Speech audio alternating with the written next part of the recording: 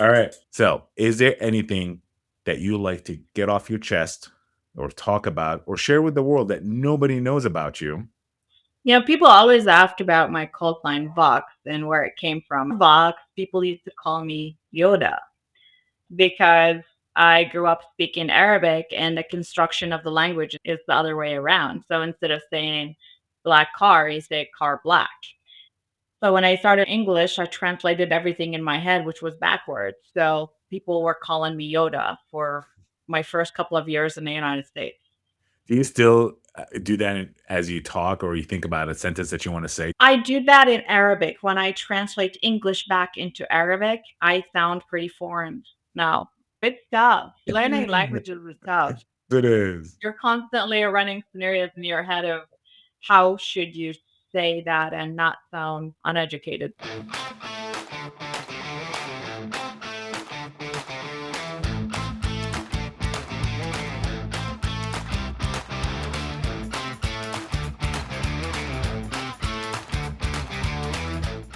All right, let's do this. Welcome back to Desperate Radio. I'm Haas, and we're back with another special episode where we're just going to talk about everything. We're not going to hold back anything, and we're just going to expose the honest bullshit that nobody wants to talk about.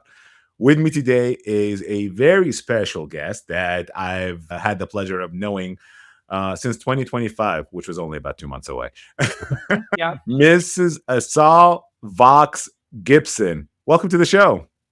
Hey, thanks for having me. I'm so excited. Let's do Oh, this we bullshit. I couldn't be more excited to have you on. All right. Asal Vox Gibson. Who are you? Oh boy, where do I start? I'm founder of CyRoot and CyRoot Academy. CyRoot is IT and cybersecurity implementation company. We've been in business for about 4 years. CyRoot Academy is a nonprofit 501c organization that we started last year to provide technical education through fundraising in the community to support those who are either serving, veteran transitioning, and underserved communities, people with disabilities, and so on. So, Cyroot Academy has been in business for about a year, and that's where most people now know me through is our mission to be the light. For my 2 cents is what attracted me to your business and what you do wasn't CyRoot. It was really CyRoot Academy because of your mission and because of your message. Can you elaborate on that a little bit? Sure. So while I was working in IT and cybersecurity, I also taught. I just always loved teaching and being in the education space. So I started teaching at UNLV, the community college. And one thing I started noticing is people dropping out of those IT and cybersecurity programs because they either couldn't get the funding they need, they needed co-signer, the co-signer, didn't go through, and all of these issues that students kept telling me about because it's non-credited program. And it was always the best students that really wanted to study and learn couldn't afford it. So Mhm. I started talking to people about, hey, can we provide this level of training at no cost?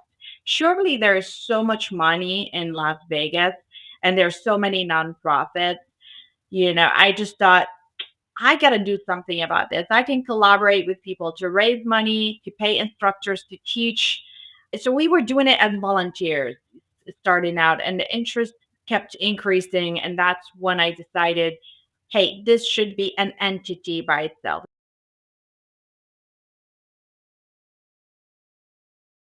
The technical education certifications at no cost to them. If you're a young student or if you're military serving our country, working 12-hour shifts and supporting a family, you don't need to come up with $3,000-4,000 for a boot camp for a certification that's going to help you make more money. There are so many people in town that are willing to contribute to such mission. And that was the reason behind CyRoot Academy, and our mission to be the light. So this was a verse from the Bible that was so close to my heart.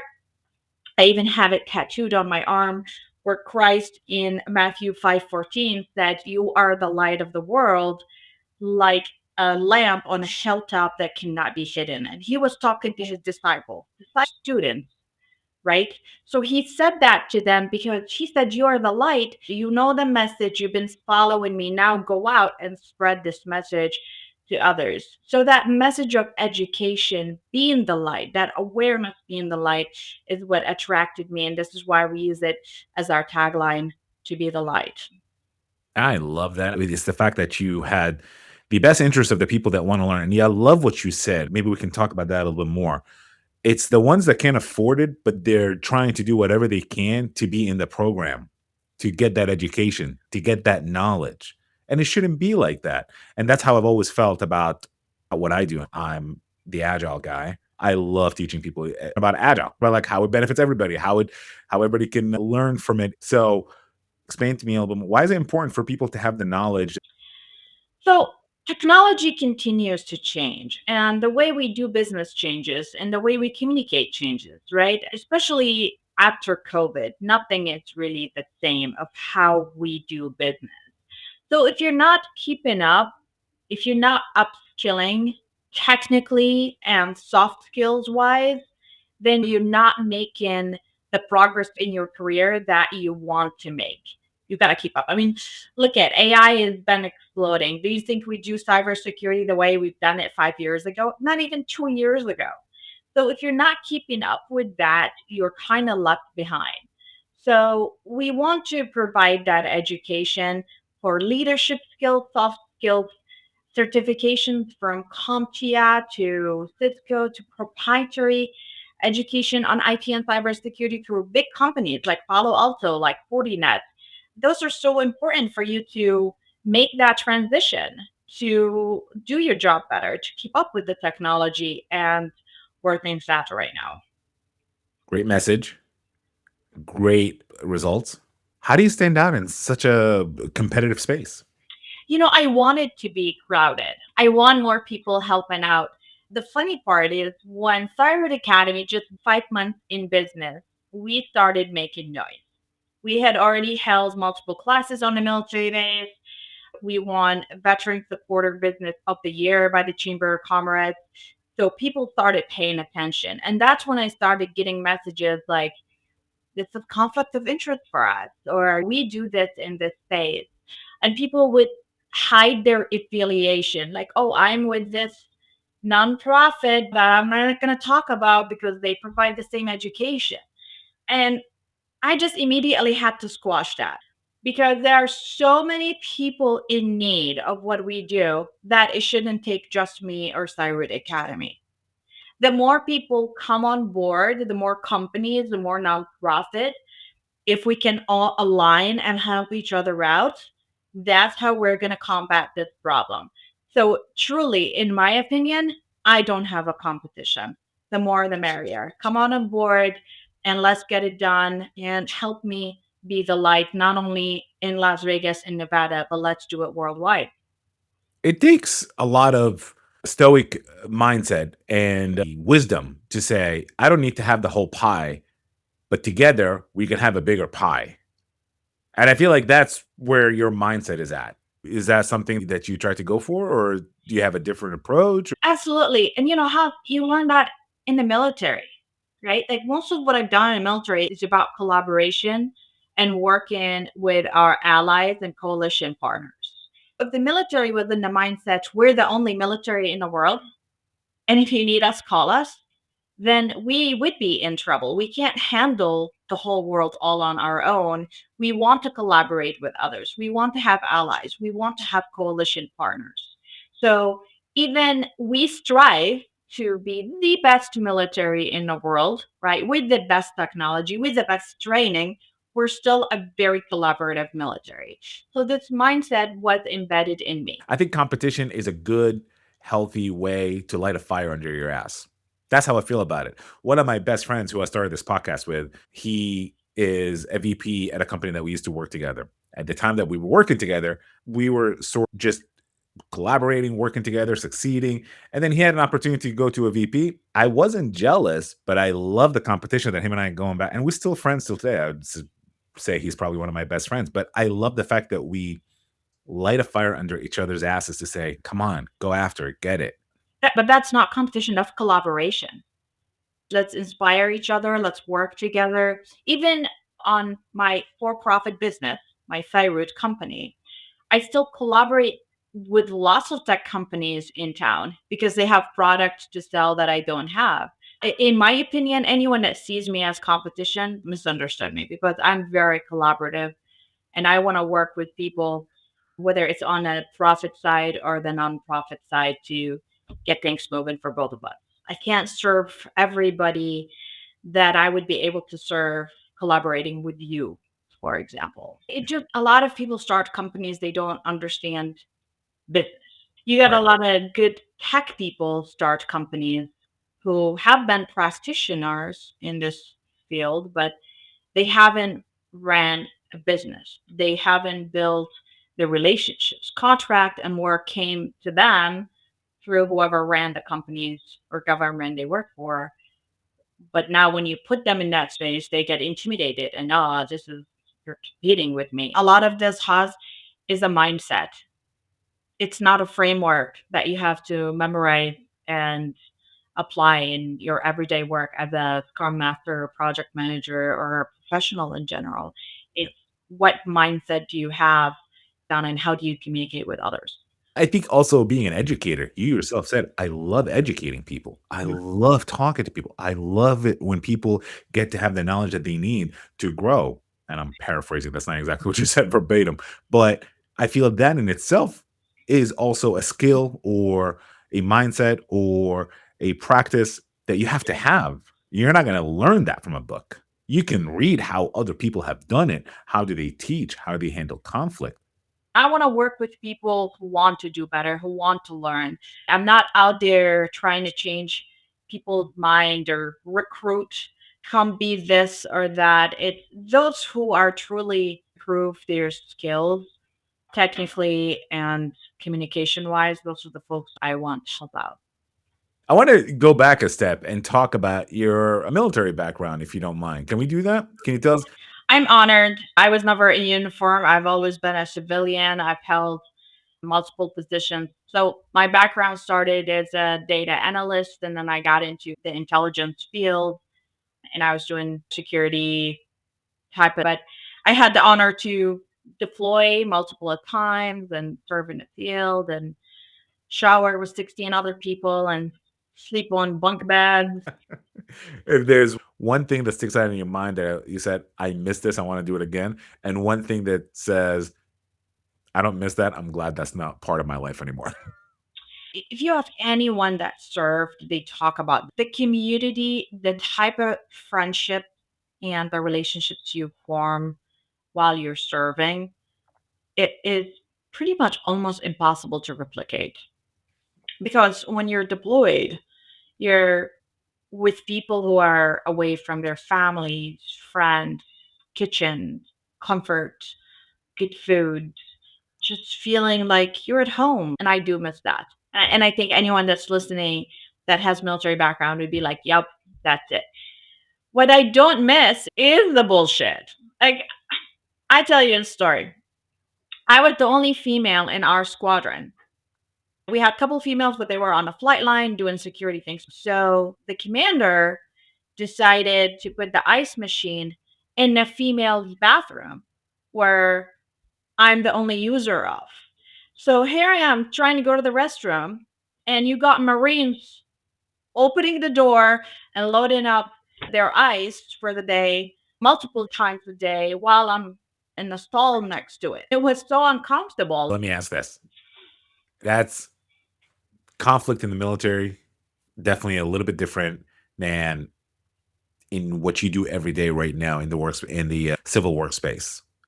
Do you see similarities between that kind of conflict and the conflict that happens now in the civil workspace? It happens every day and twice on Sunday. It's all about certain people in authority that want to reinforce their authority and tell you how to live your life at work. So you're going to feel that everywhere you go. It doesn't matter if you're in tech or military. Of course, situations like this have way greater impact on people because the situation I was in a deployed location, couldn't use the restroom.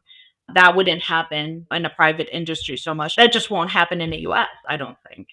I worked not directly for the VA, but I worked for a company that contracted to the VA, and I've seen some of that. But I've also seen a lot of folks at the VA that were very much into, let's update our attitude, let's upgrade our approach to things. And that's why they were so receptive to some of the practices I brought to them, such as agile, scaled agile, proper planning, and all that good stuff. Would you say that there's a transition in today's world to try to be more civil and solution driven towards legacy practices? Or is there more of a pushback? I feel like we've made a lot of progress in that leadership and communication space in the military, in the public and civilian sectors. I mean, there are a lot of things you just can't do, right? What people have gotten away with because they have the authority or the position. I want to go back to one thing that you did say that references back to an earlier question that I had. You said you were the only female that was on site during that time. And of course, that's where they decided to put the ice machine and everything. Going back to my original question about how do you stand out in that crowded space? Let's just cut all the niceties and all the terminologies out of the way. You're a foreigner that came here a long time ago, correct? Yeah, So how do you stand out in a crowded space like that as somebody who is a female from a foreign background? I don't ever pull race card or color or gender or whatever it is, but I strive to increase the competency level by bringing value to the business, whether I'm in the military, public sector, private sector. They're all businesses. It's what value you bring in, how you're helping people around you, and not have that entitled attitude. Like, I'm entitled because of my title is this, or I have this kind of power through a project I'm managing. That just doesn't exist in my world. I strive to build trust through influence with people around me. The trust is something that is earned. It doesn't matter what color, race, language you speak. People are people. And if you're going to tell them, I'm here to help you and I'm competent, I could do the job. So knowledge is power. Your confidence in your ability to answer a question about whatever they're looking for and the knowledge that you have empowers you to say, all right, enough with that bullshit. Enough with the bigotry, sexism, racism, whatever else you're throwing my way. I got what you need. Lower down your guard. Is that the attitude? Yeah, absolutely. Early on in my career, I had a much heavier accent. I wasn't as I am today. I was younger. So people said a lot of things to me that really hurt my feelings. Early on in my career in tech, I would get, well, we don't have enough Americans that could do the job. People are just not comfortable with different. If you're different, they're not used to. That's why diversity is important in a workplace because you don't want to come across as you're so different that people are not comfortable with you. And the world has changed. We don't have the issues we used to have 10, 20 years ago. How do you handle conflict, especially with where you come from with that military background that is still present in what you do today? How do you handle that kind of conflict and say, hey, let's cut the bullshit, but let's not turn it into a DEI issue? Right. Because I do feel like not everything needs to be escalated to let's get HR involved. Some things can be handled behind closed doors as professional adults. For me, and to minimize the confrontation, a lot of issues that come up through conflict, either disagreement or personal conflict, just let things cool down, right? How important is this right now? Can I just table this for now and come back to it when we're in a better space? So minimize the amount of confrontation with people, whether they're on your team or in business or students or whatever it is. So I work on de escalation of the situation and then revisit it later to make sure that it's not an issue anymore. One thing that I would say that I've learned in the last few years is that when there's conflict, and I'm speaking even from my own experience, from my own self, when it's conflict, is often egos or justification that people are pushing back or presenting conflict with.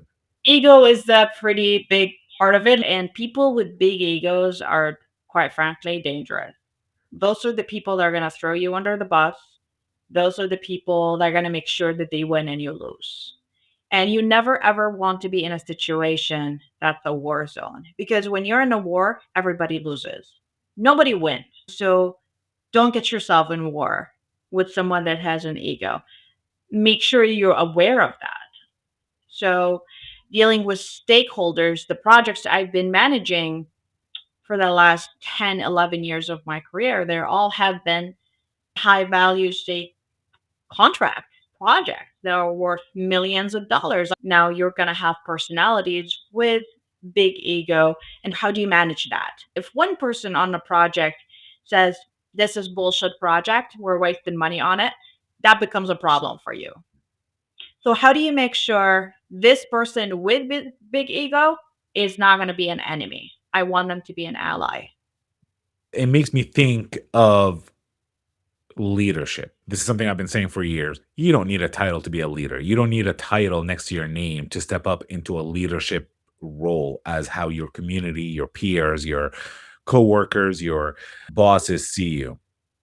What are the signs of a good leader to you? A good leader is someone that's always taking others in perspective when they make decisions. I'm in charge and I'm making decisions for my team. It is the best decision for my team, right? A bad leader would be making decisions based on their own self interest. How do I make this decision to better further my career, to make me look better? How do I shine and leave the people around me behind? That's a bad leader. So leadership is about inspiring others, about being a truly servant leader for people around you.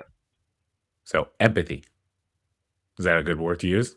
Empathetic? It reminds me early on, I studied criminal justice, and who became a mentor for me just passed away last year, Mr. Bill Wood.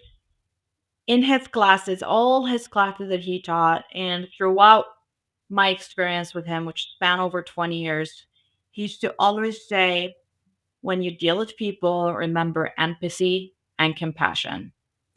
Whenever you're about to make a decision, think of empathy and compassion. Because he was a cop and he would pull people over that were drunk, and you would immediately rush into, oh, you're irresponsible, you're drunk, or try to ask questions of why are you drunk, because a lot of those times it happened that a child just passed away or a spouse or something devastating happened the night before that drove this person over to a bar and drink like that. So it's not going to minimize the penalty, but at least understand why are they in this situation, what caused them to get here. So empathy is so important in leadership. It's mandatory if you want to be a good leader is to have empathy for people around you. Do you consider yourself a good leader?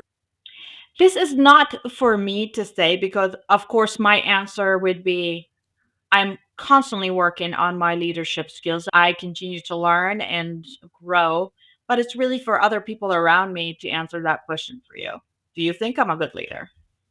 Do I think that you're a good leader? Everything that we've talked about so far since I've met you, since last year, 2 months ago, uh, has shown to me that not only are you a good leader, you are someone that is compassionate, that is empathetic towards your team, that you put their best interest forward. So I would definitely 100% put you in the category of a good leader. Thank Do you. you, do you feel that you empower or enable your team to grow into good leaders? Absolutely. Remember the mindset that I talked about. You can't lead the horse to the water and make him drink. So, positioning someone in a leadership position and giving them the training and support, they also have to have certain things in them that would make them good leaders, right? So I could talk about empathy and compassion, but if you don't give a shit about people around you, it's really difficult for me to convince you that you should be empathetic. Yeah. So partly it's training, because what we want to teach is methods, right? Like to improve your communication, but you got to have that instilled in you and what you believe you should be treating people around you like. And I give you an example. Manny Martinez. Manny runs Career Downloads. Fantastic human being and a fantastic leader and one of the smartest technical people I've met in my life. I'm saying it out public and I hope he sees this. Manny invited me on a podcast to be a guest. And then I got to know him. He's the senior solution architect at Amazon. So when I started building CyRoot Academy, I started calling him, asking for advice on how to do things. And then he said, whatever you need, I'll help you. So he helped me, came on board to be the executive director. I quickly saw that he's more of a technologist and he's a person that want to solve people problem with technology. So we put him in a CTO position. He was a chief technology officer and he thrived. CyRoot Academy won top tech award because of Manny. He was just the right person to be empowered to do something that you needed done. Currently, my CTO was an instructor. He actually was my TA on a class at UNLV. I invited him to come join CyRoot Academy and teach a class as a lead instructor. He welcomed the opportunity, he loved the mission, and now you know Matt Rayo is our CTO. He's building virtual lab environments, he's doing all kinds of exercises that will help students with their practical understanding of applications and cybersecurity. And when Matt came to me and said, these are the ideas I have, I said, Matt, there's zero bureaucracy here. If there's something you think will bring value to our students and our environment, please go ahead and do it. All I'm asking for is a demo, and I want to know how much it costs. Do you have a everybody talks about success stories. I want to talk about a bad story. Do you have an example or a story of someone that this person, this is going to be the next great leader. This is somebody, or this is somebody that I could really, I'm impressed by this person, but then you've been let down and it just took a because you're empathetic. I feel like that might have taken just a chunk of your soul out for a little bit. Have you had that? I've had few of those throughout my career. Is there one that sticks out in your mind still till today? Yeah, I had a person that's very smart.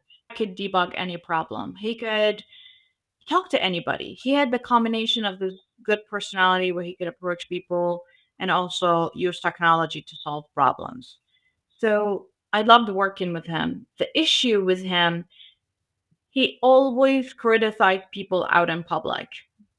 When you're in a leadership position, you've got to uplift people. You don't always have a great team. I would challenge any business owner to tell me everyone on my team is super productive and they are who I want them to be.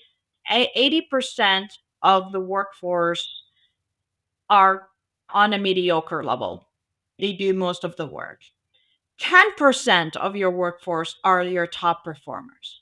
Those are the ones that are going to be leaders.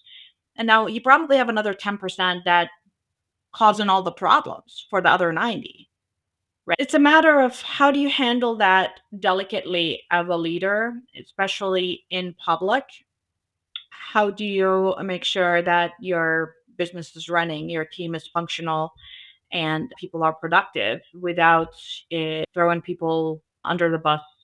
I want to echo that our military and our armed forces and our veterans are to be treasured and to be treated with high regards. And I respect all their work and dedication to protecting us and giving us the freedom that we use every day and sometimes use it to the point that we don't even think about. Right. You said earlier in this conversation, wake up on a Saturday at 10 a.m. That's a freedom that people don't appreciate sometimes until it's taken away. So, thank you to our armed forces. Thank you to our veterans and keep on keeping on. I do want to ask in reference to what you said earlier about when it comes to separation, bad attitude, what is something that is whether it's a value or a practice that you do, whether with your business, whether it's with your team, whether it's in your organization, that is just there's no compromise about it. I just cannot compromise this. Integrity. Integrity because it supports so many other things. Trust. If I can't trust you to have integrity, then I can't trust you with anything. And I've had employees that lacked some of that. You check a task done, but it's not done. And when it's not done, it has an effect on the program. If I trust you to make sure that all the students that have enrolled in a class have been registered, have access to the calendar links, have access to the material, but you said they are, but two of them were not added because you were too lazy to do it. You just didn't think it was a big deal. That's an integrity issue. I can't have that on my team. It supports trust, it supports influence. If you're not a person of integrity, you don't have influence either because you don't have respect. So, really, integrity is a center value that we cannot compromise. What is one advice to leadership that is just bullshit? Come on. That's just noise. That's just bullshit. Something that you learn in a textbook or something that's in a training HR training video. There are so many things people just repeat that they are bullshit. I think right now in our virtual environment, people value work based on how busy you are, based on how many meetings you're in. It's like a bragging right that you run 9 to 10 meetings a day and it's I couldn't eat lunch because I'm so busy. And I suffer from that too because of other people that wouldn't send an email or send a chat question on what they need done. It's let's get together. I want to discuss this with you. Does this really need to be discussed? So that's the whole Zoom 100 meetings a week to me is bullshit. And it really has physical and psychological impact on us. Being in meetings, back to back meeting, has an impact on your mental health. Trailblazer, pioneer, innovator. Those are the words that come to my mind when I think about your journey to where you are today. Do you feel like any of those apply to you? My dad was big influence. He still continues to be big influence on my life. I was daddy's little girl growing up. So I learned so much from him of who to be, like have this authenticity with people, have empathy, have integrity when you communicate with people in business and relationships. That's just so important. So I wanted always to be someone that my dad would be proud of because I looked that much up to him. And I always felt like, hey, if we could see eye to eye, like if I'm at your level, then, I feel like, I've made it. And that's been my journey. It's how do I do better what would my dad do? Like, is my dad really proud of me? And when people say, "Dad said this and this about you," like to me, that is worth better than any Google review that I could get. It means so much to me. And I think having a role model in your life, someone you look up to that you want to make proud, that drives you to success is so important in your journey. Are you somebody's role model? I don't know. No one told me that I'm their role model. I try. Hopefully, I inspire students and people in my circle. I love that you bring the best parts of your background and your religion and what you've learned and you put it in a very relatable way. It's been my experience that some people get turned off when religion is brought into a conversation. When politics are brought into a conversation, I can understand it and appreciate it.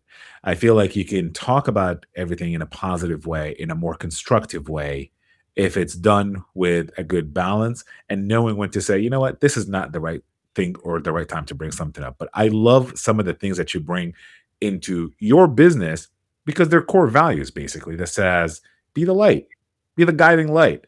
Thank you for doing that. I appreciate it. You do it very tastefully and you balance a very delicate subject into conversations that people sometimes are uncomfortable to have. Thank you for supporting that. It really means so much to me.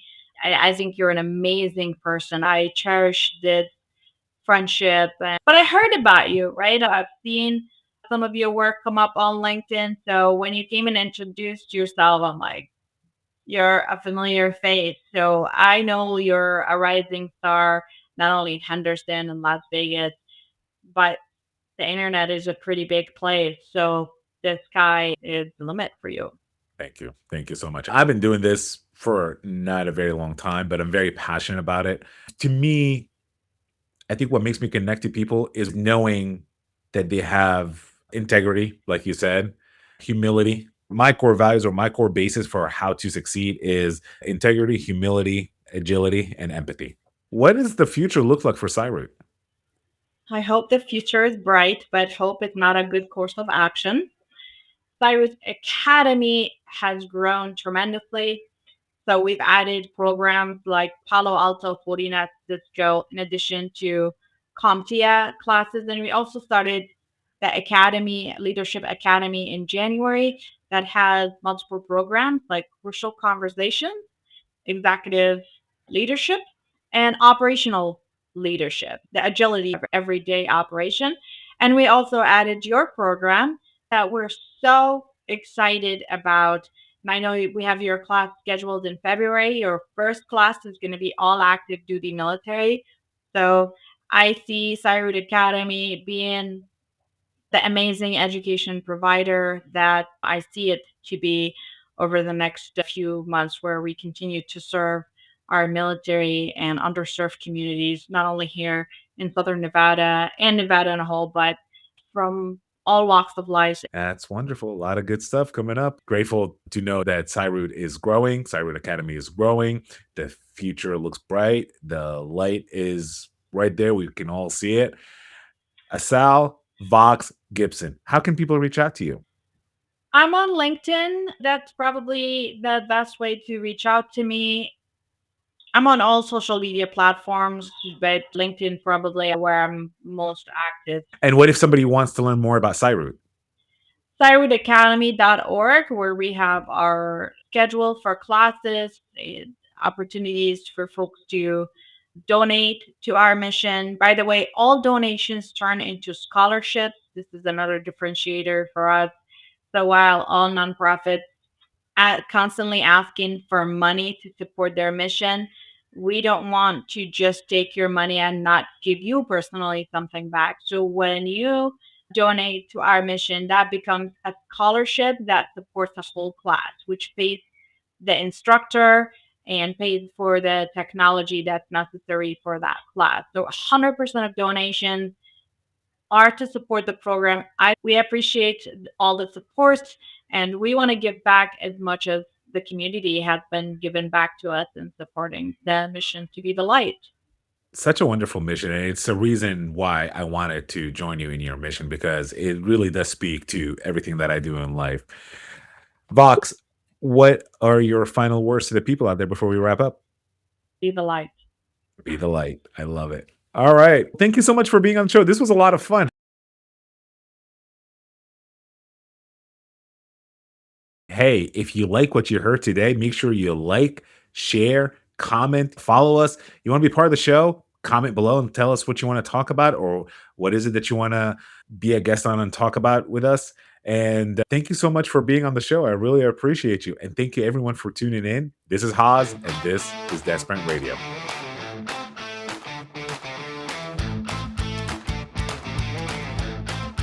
How was that? I'll just stop recording. All right, this was a lot of fun.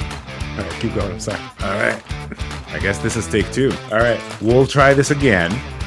Ooh, don't fall on me now. That was funny. Stop the bullshit.